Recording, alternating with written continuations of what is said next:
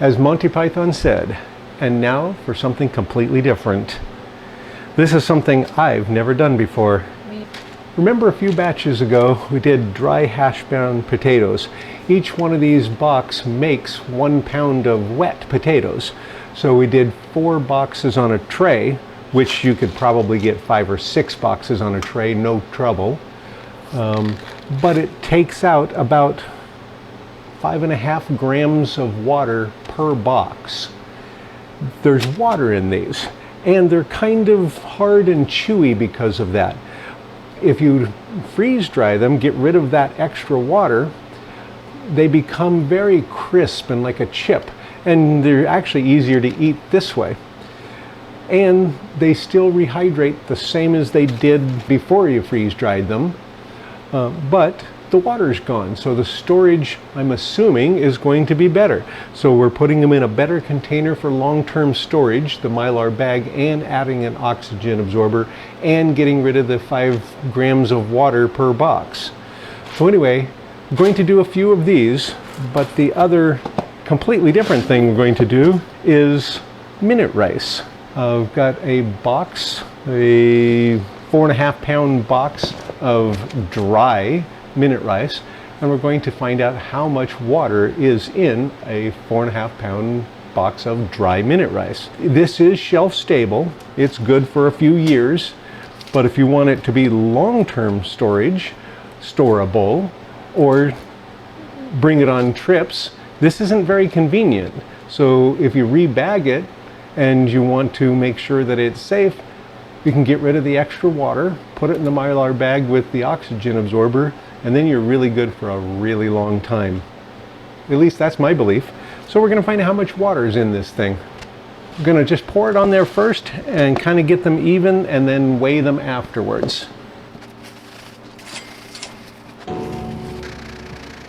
They're within 2 grams of each other. So total, if you make this according to the instructions, you would end up with about 15 pounds of wet rice. So we're calling it 15 pounds of food freeze-dried. Because again, if you can't lie to yourself, who can you lie to? And I'm just going to tuck a thermometer in there, trying to keep it up off the tray, but buried about 2/3 of the way down. So I'll do that with both of the rice ones. With the other 2 trays, going to be doing more of the hash browns. The biggest difference with these will probably be how they get bagged afterwards. Other than that, it's pretty much the same as the batch that we did earlier for ourselves. And these work out to 1 pound per box when they're rehydrated. So I'm going to start with 4 of the pound packages. And of course they're dry, so they're nowhere near 4 pounds right now.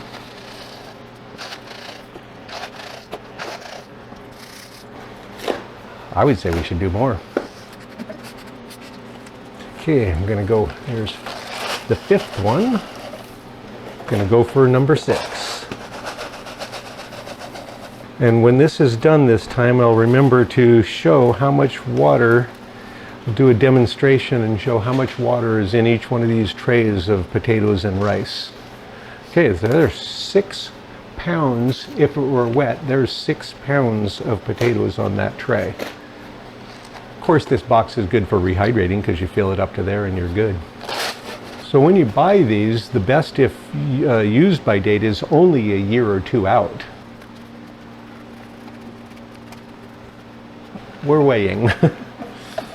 Which is unfortunate. That means the snacking has to stop until they're complete. So $14.75, and that's the equivalent of 6 pounds. I'm going to make sure I mark that down. Total, this would be the equivalent wet of 27 pounds between the potatoes and the rice. We'll stick thermometers on those last 2 and then get them over to the freeze dryer. I'll meet you over there. I cannot wait to see how much water is in dry rice. Dry minute rice, so cooked rice. The thermometer underneath says that it's -40 right now. One of the things with these, there's no free liquid water in this. It's all bound up with the food. So I don't think we even need to worry about the freezing of the food. You still need to make sure that the barrel is down to temperature, because otherwise when the water sublimates out of the food, it won't have that cold barrel to stick to. And that's what we're relying on to catch the water so that it doesn't get sucked out and into the vacuum pump. So it needs to be cold, and it is cold already because we didn't stop it. So it's more than -40 right now on the barrel. So we'll get these in there and then determine how long do we want it to freeze, or do we care if it freezes at all because of the temperatures of this. However, we might want it to get cold a little bit just to keep it from all trying to sublimate all at once and overload it, because I'm not sure how that would do. I don't know the science of all this. So we'll get them in there though. And even the moisture from the air, you can see instantly starts to, so had to reweigh this tray because I accidentally hit the thermometer and flipped it out of there, and a little bit of that flew out. So that's going to have a new number on the sheet. It's 1473 now. I think it was 5. So I think 2 grams went flying out of there. Now, like I said, well, we'll get them in there. And this time we'll try to keep all the product on the tray. Tray 4 going in. Gonna put that on the bottom, and tray 3, and work our way up. And I still don't know what we should do about temperature. We'll give that a little bit of a thought.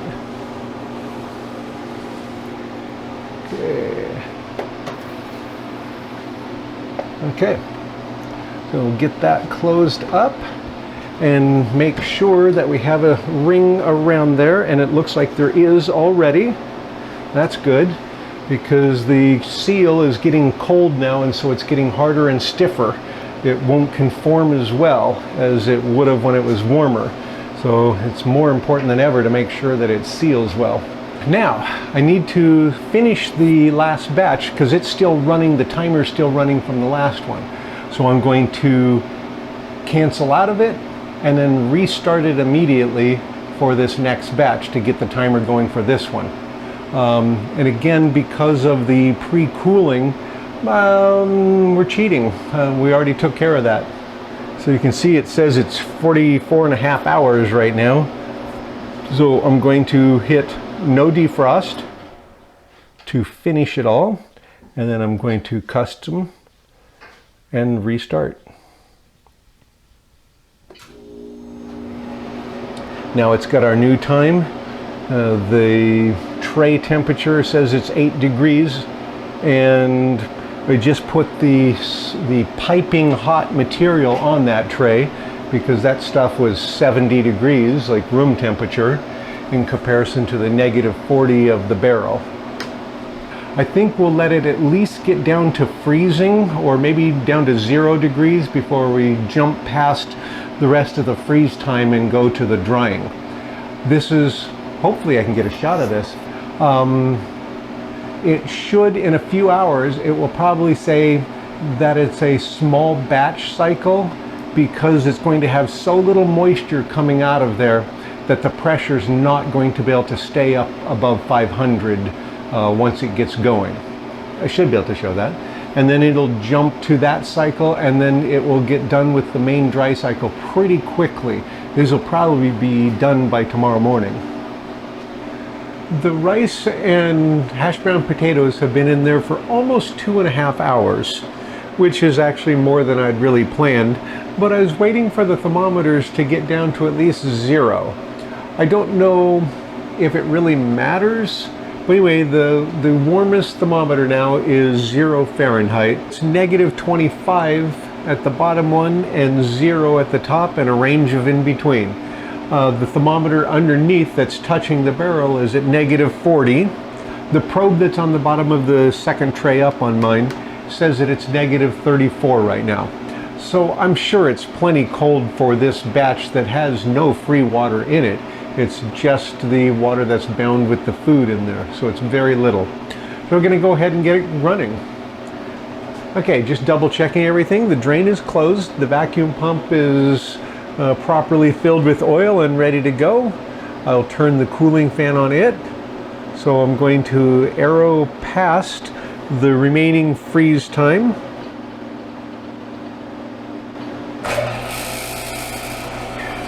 Now it's showing 30 hours of the main dry cycle. As soon as it thinks it's far enough along, it's going to skip past the rest of that. And I think we're going to see a short cycle situation here shortly. Anyway, we'll come back and check that.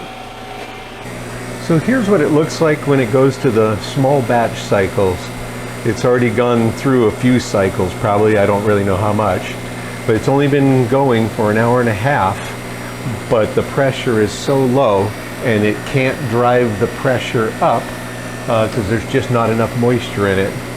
So it goes to the small batch cycle on, again, this is older software, so it might not be the same on yours. Anyway, and then it'll go through 19 more cycles of that, of turning on and off the heaters and trying to drive pressure up, and then it'll skip to the final dry. And then it's still set for an 11-hour final dry. That didn't get changed by this. So right now, so the bottom thermometer, the bottom two thermometers are showing 70 degrees. And the top two thermometers are showing 40 degrees. There's so much more mass on the rice, it's going to take longer for those to warm up. So I mentioned this when I started this batch, that this is what I expected it to do, was to jump to the small batch cycle. I just can't remember the name of it. Anyway, it's just a way of it saying it can't possibly be done yet. So we'll cycle on and off through a number of cycles to force it to run longer, not just simply jump to the end of it, because it couldn't possibly be done yet, because there must be some moisture in there. It'll go through that batch cycles, and then it will skip to the final dry of 11 hours currently. And we might take it out earlier because it'll be up to temperature for a long time. But it's still only 40 degrees on those, and it needs to get much higher before there's any real chance that it's going to be finished. So we'll check it later. Okay, don't have good audio, but I wanted to show that there's 10 cycles left, and it's been going for less than 4.5 hours. And as soon as it gets past those last 10 cycles, it's going to jump to the final dry. The minute rice and hash brown potatoes have been in there for 19.5 hours. The top and bottom thermometers say 110 degrees, the middle two say 120. They've been at least that high for hours. I checked it 4 hours ago, 3 hours ago, and it was that hot then. Actually, the top and bottom were slightly hotter then.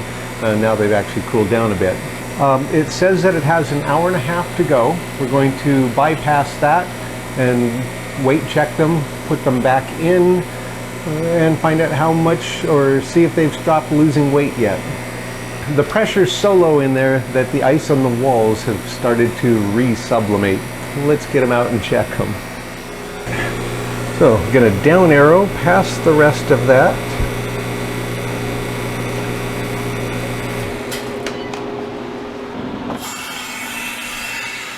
Open the drain valve. And I will rotate them, but I'm going to do the outside to the inside this time. Or so I'll just switch the top two and the bottom two. So tray one. And I'll move them carefully. So, wow, and that is toasty. It says 110, but wow, that's really toasty.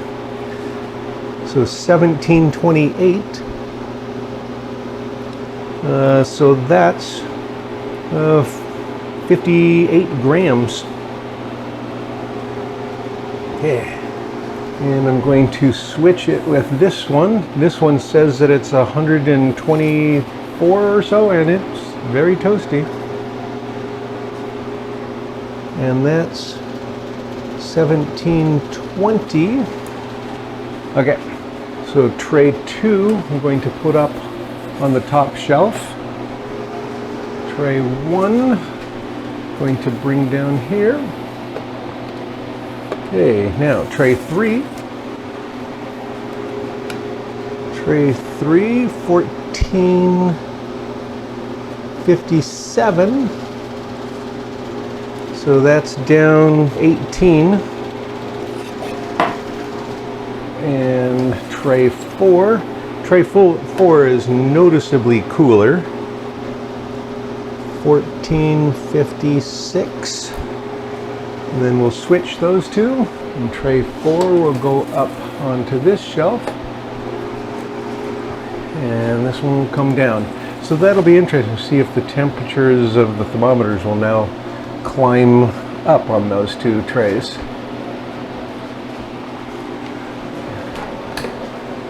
Got the weights. It's a new starting point, so we'll put them in there for at least 2 more hours and then take them out and double check them. Drain valve is closed, adding more time. Drain valve is closed. Continue. Going to wait till the oil cleaning pump finishes a cycle. It's just started. Okay, and go. This batch of rice and hash brown potatoes that we just checked, did some math on it, and we're going to do something a little different. So far, the rice has lost 68 grams on tray 1 and 75 grams on tray 2. Before we put them in there, or when we put them in there, they were within 7 grams total of the product. That's a very small percentage. So 1,031 and 1,038. So very small percentages. And since the water is a small fraction of that, they should be only a gram or 2 apart right now if everything was perfect. So the heavier, or the one that had lost less, was also the colder tray. What we're going, and we switched the location, that's all good, but we decided that we should probably stir them up because the water areas, the part that haven't been warmed all the way, is going to be in the middle. So we're going to take all these back out, pour them into a 2-gallon Ziploc, kind of stir them around, put them back on the tray, and then put them back in. So we'll do those, we'll take them all out, but we'll do one bag at a time, one tray at a time, so that we keep the stuff that's on that tray, so we can track it properly. The hash browns so far have lost an average of 4.5 grams per box of what we put on there. The earlier batch that I did ended up with a total loss of 5.4 grams per box. So we're if it's the same, it still should lose almost a gram per box, or over 5 grams per tray still. They are a different lot number, they are a different batch. The humidity could be different right now, so the potatoes might not be a problem, but I'm going to consider it a problem until I prove it's not. When it shows that I still should have 5 more grams of water loss on each one of those potato trays. And I don't know how much on the rice trays, but again, I know that one tray in comparison to the other is 8 grams difference in water loss. It shouldn't be. So we're going to take them out and do something different with them, put them back in to really make sure that they have a chance to get rid of any of the water. So it might take longer than I thought. Okay, so let's get over, take them out. So I used the down arrow to get past the time again to stop it, but left it running.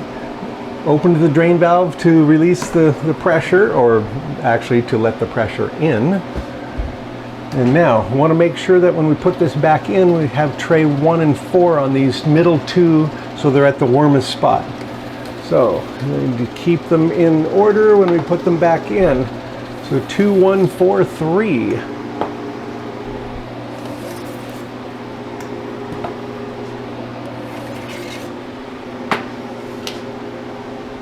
I'll leave it running, of course, and close that up.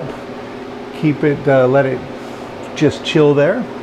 We'll get these remixed and retrayed. Got the giant zipper bags so I can get a whole tray in at a time. I'm going to start with the rice. And this is tray number 2. So it was on the second shelf down and it was over 120 degrees. So I'm going to just pour the whole thing. That's the good thing about this size bag. It's almost as long as the tray. So if I tip it gently, it will all end up in the tray without losing anything. I'm going to tap it to make sure that I don't have any rice stuck underneath. Or if I do, I don't lose it. I see a piece under there. Okay, now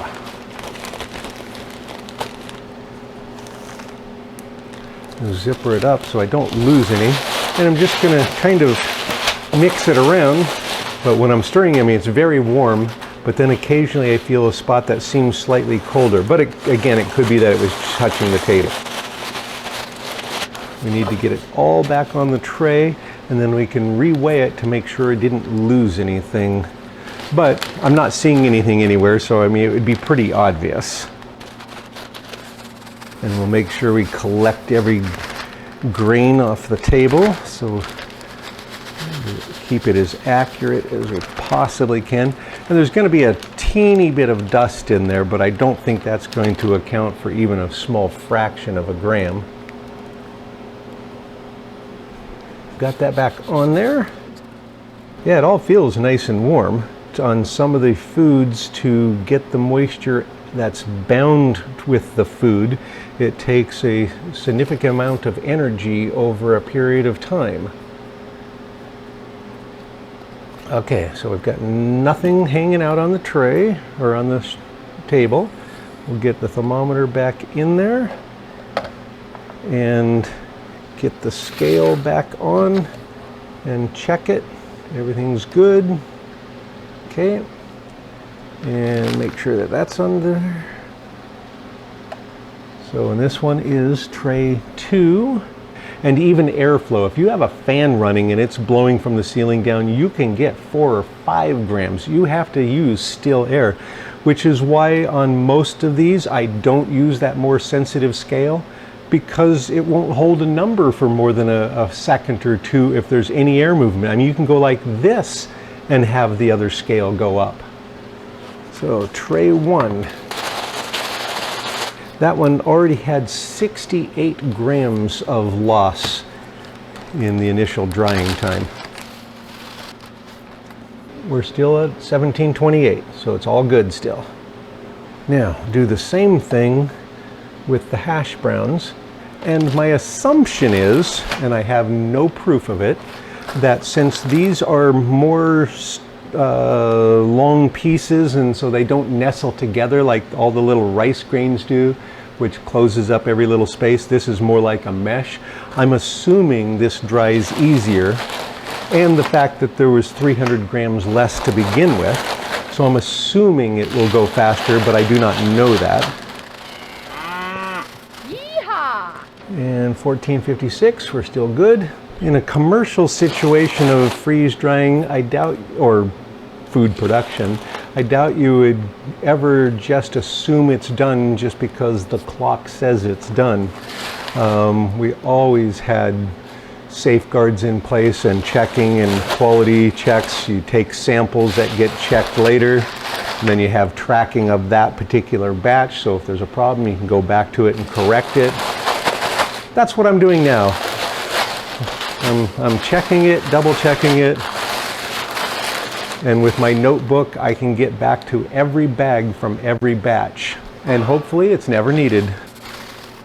Now we'll move over and get them back in and give them a bunch of time. I can go from bottom to top straight up with those. So starting at the bottom, I've got tray 3. And then 4. And then 1.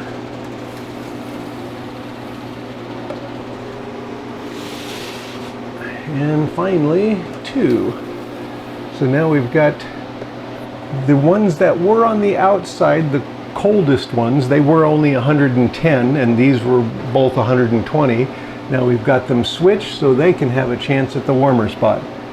And again, sometimes the outside ones are warmer. It probably depends a lot on what food is on there, how much it soaks away the heat or whatever. Okay, so now we'll get that restarted, and we'll probably give it at least 3 hours because I'm expecting a decent amount of water still be pulled out of there. If there isn't any, it will go to show that even though the trays are loaded the same, there's still a difference of product when you're using miscellaneous natural products. They should be about the same loss. They really should be within a very, very small percentage, especially rice and these potatoes. They should be so mixed that it shouldn't be an issue. Anyway, let's get it restarted. So close the drain valve, going to more dry time. Drain valve is closed. Continue. And I'm just waiting for that to stop. There we go. And go. Okay, I'm going to bump it up to 3 hours and a quarter so that we can take it when it's still warm. So we'll check back in on it in about 3 hours. It may even need more. It's just that we've got so much of it. This is a lot more. When we did the potatoes before, I only did 4 boxes. This time we did 6 boxes. It's not that it's too much for the freeze dryer, it's just too much for my expectations. I thought it was going to go just as fast. So just give it a little more time. It will dry. Even if we hadn't mixed it around, it would dry. It would just take longer. So we'll be back. Don't go away. 3 hours, 2 minutes later. I was pretty close on the time. The tray temperatures are up higher. This one's 120, 120, 120, and about 110. So the bottom one is lower again this time, but the top one is one of the high temperatures this time. So it'll be interesting to see what happened with the rice weights, well, and the potato weights. But the potatoes definitely could be just, because they were even with each other, it could be dry, and that the fact that it's a different weight than the previous one is just accounted for by a different lot number, a different batch. Humidity when they packaged them is different. Don't know. So we'll get them out and try them and find out. It says that the temperature of the second tray up is 108, and again that's where the thermometer is on it underneath. The vacuum pressure is down to 34. It's not real reliable once it gets this low, so at least not on this machine. So I'll arrow past the last of that. So open the drain valve.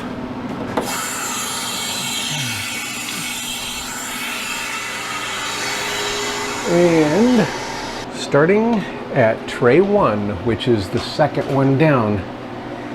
This one was 1720. It's nice and toasty. And it's 1723. It was 1728. So it's gone down by 5 in 3 hours. So 3 hours, it's gone down by 5. So obviously it's going back in. So tray 2. Let's see how this one is.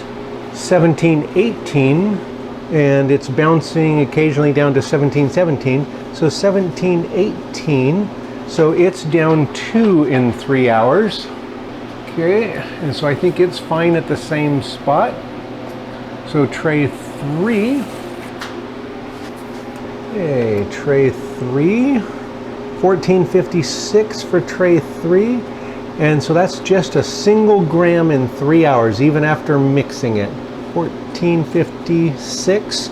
So that one's a potential to come out. I'm going to check tray 4.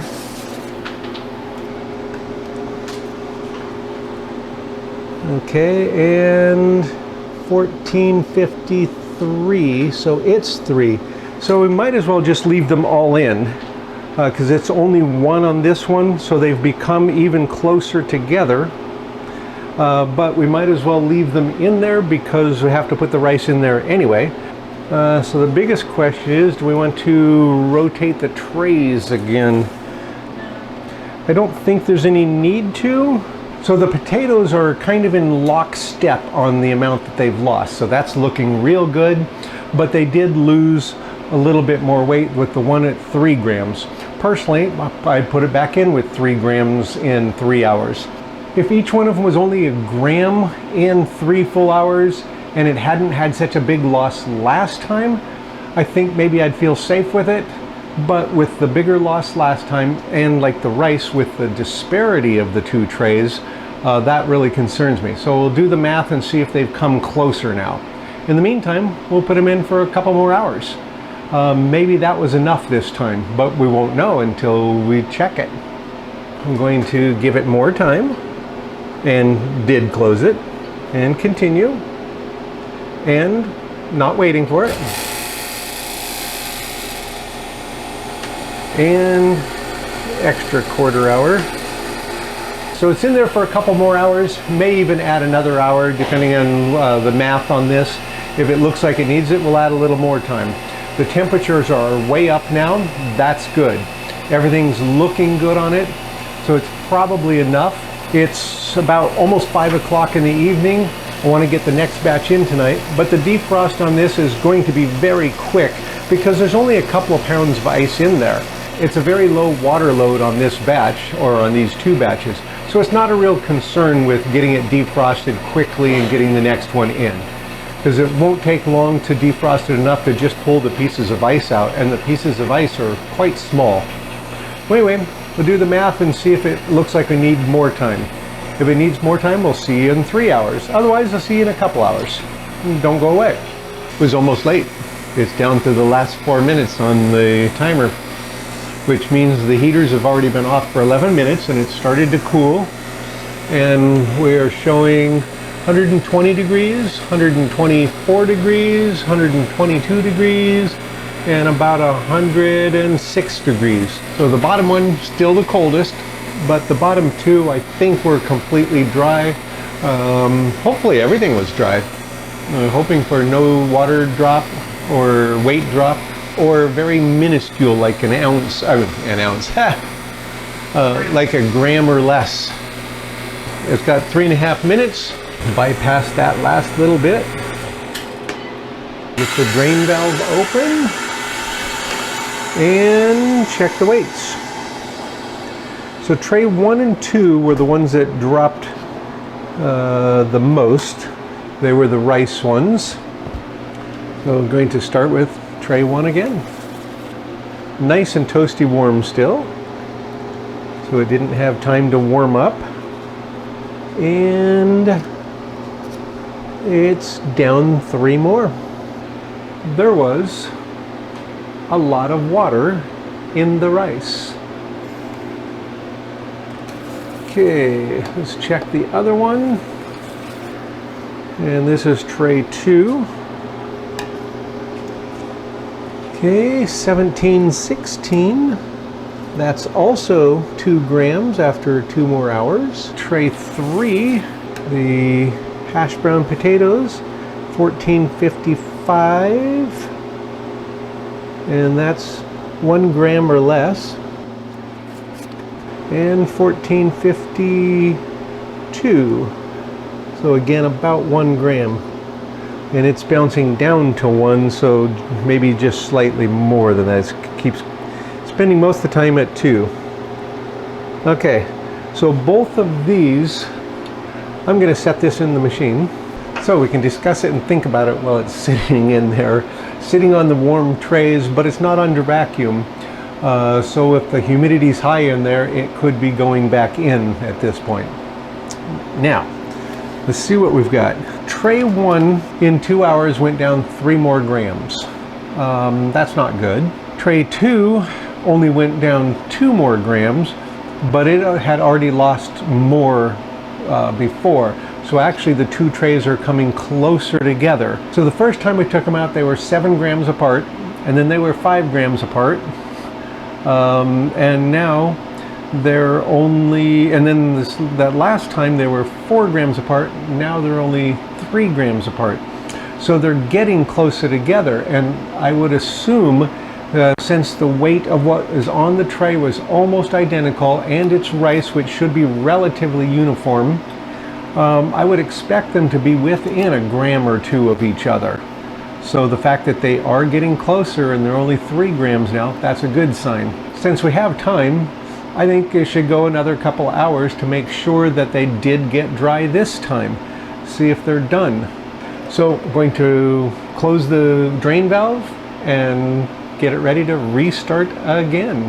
Drain valve's closed, more dry time, restart, and go.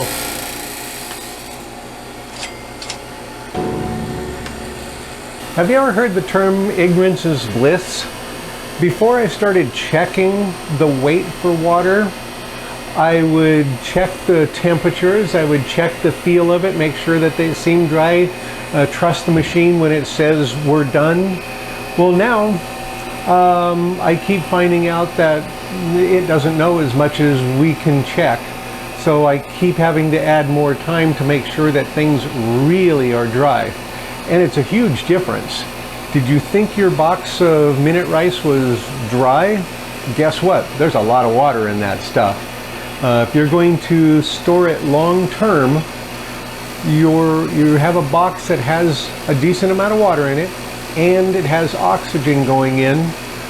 It's going to decay. It's going to degrade. So it's not going to be as good 5 years from now. And when they say that it's best if used by 2 years from now, they're probably right under the packaging conditions that they're using. I don't know I would call this necessarily perfectly, but it's certainly a step above a cardboard box that's not airtight with a lot of water in it. We'll give it some more time until we're happy with it and can trust it. Just over another 2 hours later.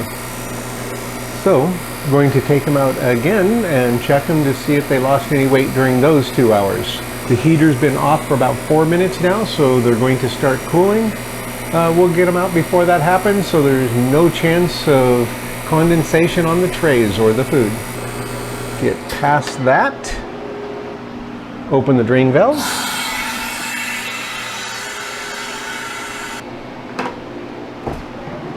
And tray 1. Going right for the rice one. And that tray is totally toasty right now. Tray 2. Tray 3. So far they all look good. Tray 4.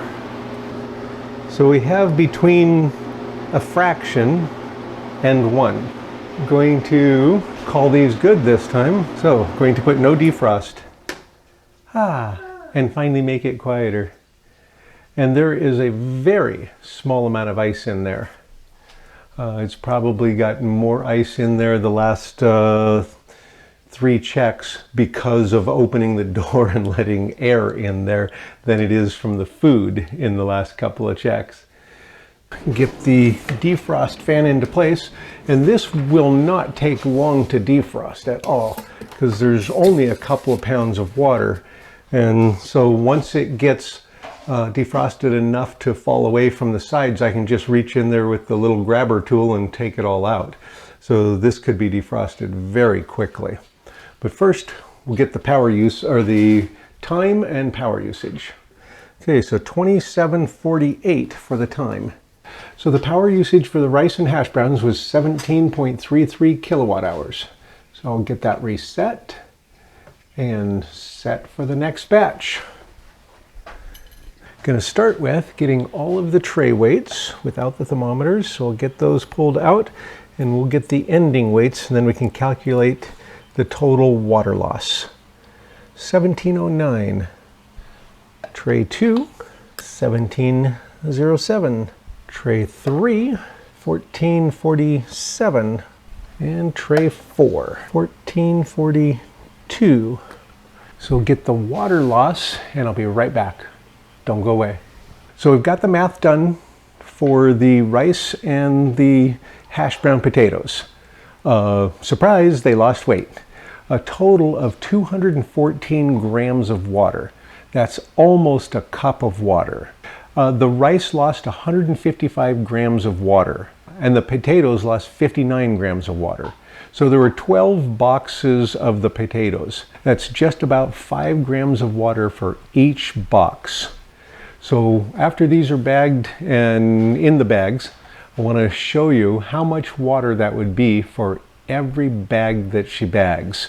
So each bag of rice, each bag of potatoes, you get them all bagged, they're nice and dry, you put the oxygen absorber in, just before you seal it up, would you pour that amount of water back into that bag, seal it up, and put it on your long-term storage shelf?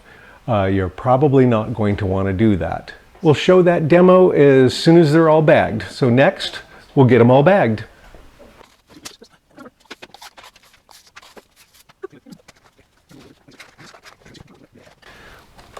Well, she continues to fill those. I'm going to start closing them because it's getting late and want to get these out of here. They'll kind of be off to the side here. Can kind of see it. The rice is amazing. With the freeze-dried hash browns, when they're just dehydrated, they're very tough. If you go to eat them, they're very, very tough. But when they're freeze-dried, the rest of that water is out, and so the structure is different, and so they're delicious and crunchable like potato chips. Well, the rice, it's very tough also when they're dry but not freeze-dried, and now they're very easy to eat. I mean, it's like kind of like puffed rice. Okay, I'm going to be using the 300cc oxygen absorbers for each of the pint bags. Okay, I forgot what bags these. So these are the pint bags. And then they're going to do 2 cups, right? You're doing some 2 cups in some quart bags. Okay. And it was questionable whether or not it would fit in the pint bag, and I wasn't sure. Now I'm thinking it probably would. It would just be a tighter close, but they probably would fit. So you just have to kind of experiment to find out what will fit in the bags. Just drop one in each.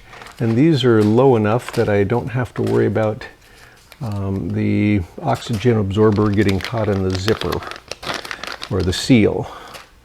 Okay. I'm going to push out any extra air I can and zipper them shut. And then I'll get them sealed. Well, one of the advantages of not filling this bag all the way filled is if you want to rehydrate in here, you could pour the water in here and it's going to work out just fine. Try to get the seal as high on the bag as I can. And I'm doing that first one twice to make sure that it's up to temperature. Okay, got a good seal across the top of the bag with room for a couple more seals down below that in case either this one fails or we cut it and use part of it, or it's a crummy seal of some kind.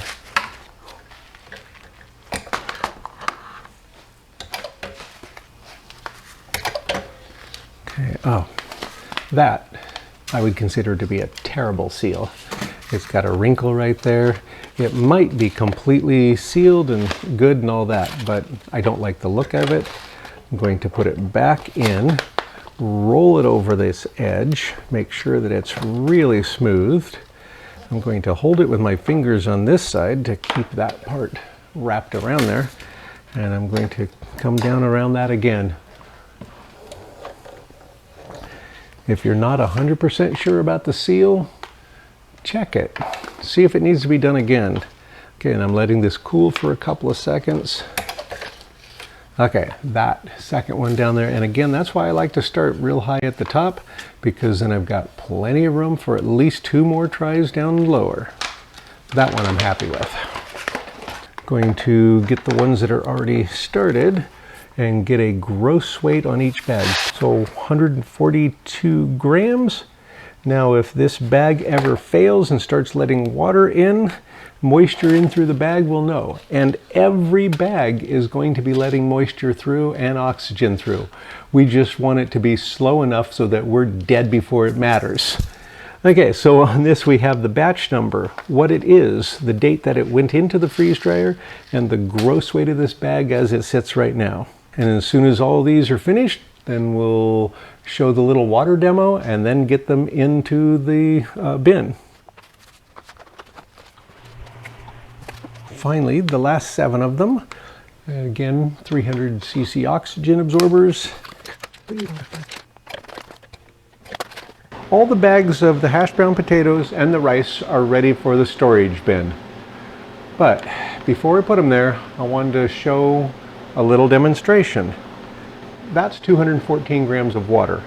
That's the amount of water that came out of these bags of food. So 59 grams came out of the hash browns. They were relatively dry. That's still 59 grams out of 1,400 grams of hash browns to start with. That's still 3 or 4% water by weight. The rice was 155 grams out of 2,069 grams of rice that it started with. That's a fairly decent percentage, 7% of water by weight. So the hash browns were bagged in 1 cup amounts and 1.5 cups amounts. 1.5 cups, so this size bag, bagged them in a quart bag.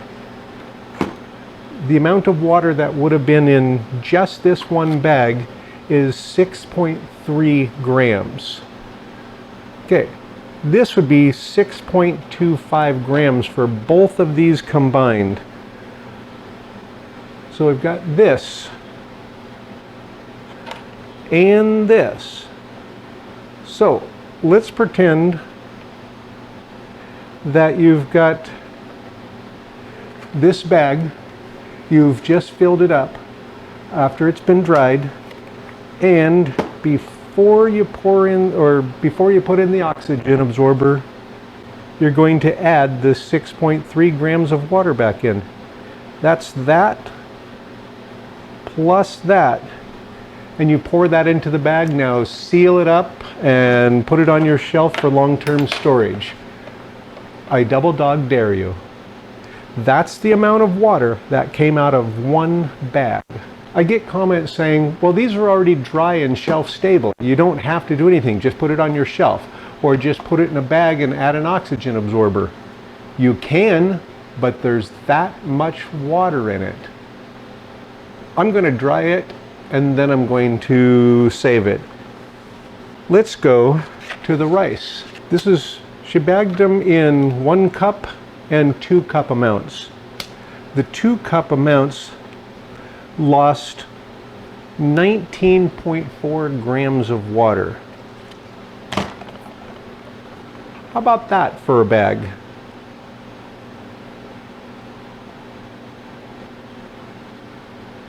There's 5. There's 10. There's 15.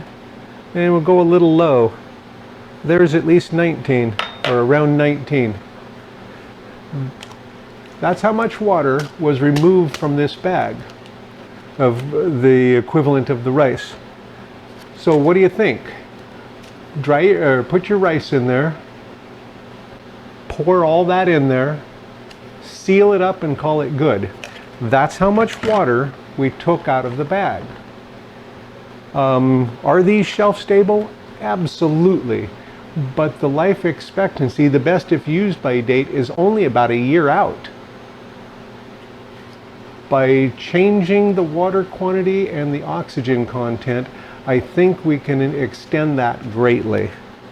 That's a lot of water. I mean, I'm going to have to use another paper towel just to dry it. I mean, that's more than the paper towel can hold. So the point is that even things that seem quite dry could be quite wet. So what do you think? There's a decent amount of water in dry stuff, in things that are considered to be dry and ready for storage.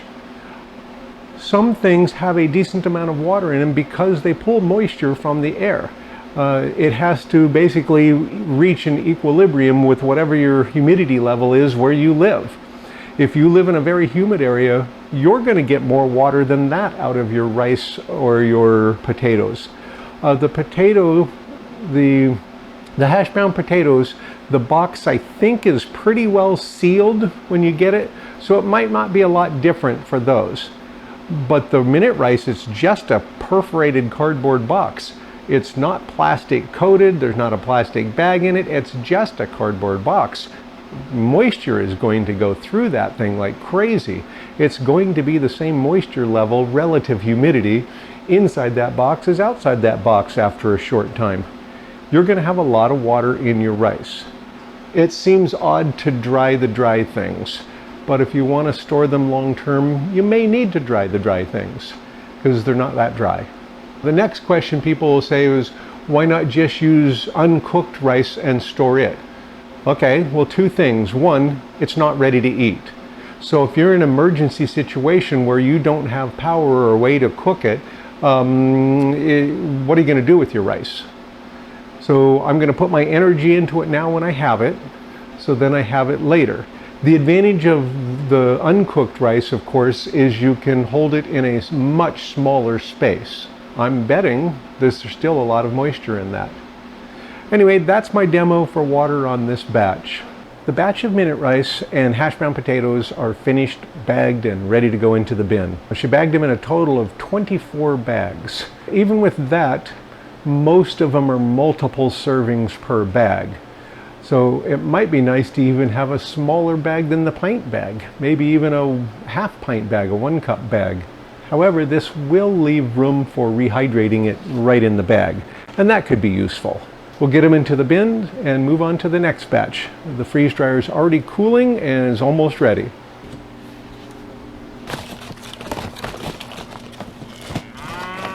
Yeehaw! Now to the next one.